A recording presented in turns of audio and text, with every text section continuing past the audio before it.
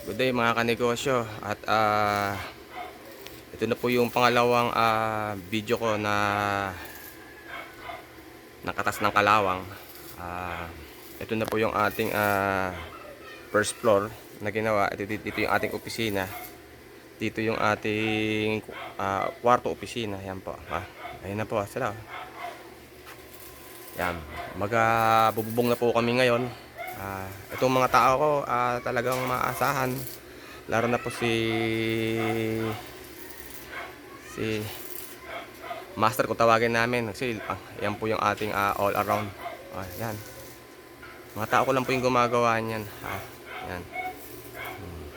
Akit tayo mamaya para makita ko na naislaban na rin po yan. Ito po yung mga materials natin na panay-scrap lang na mga materyales. Ayan po yung ating mga tubular. Nakukuha lang po sa scrap. Atin pong itinatabi. Kahit noon pa sa aking mga balag, always tinatabi ko po yan. At nakikita ko sa inyo, amin pong pinagdudugtong-dugtong yan. Ayan po.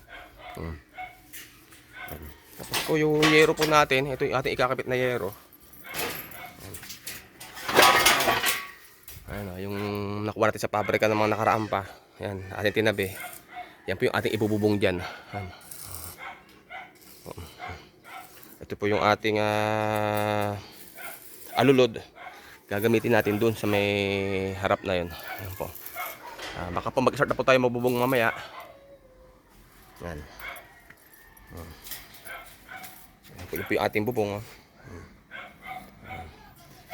Yan po. Ngayon po akitin natin sa taas para makita natin yung slab po natin dun.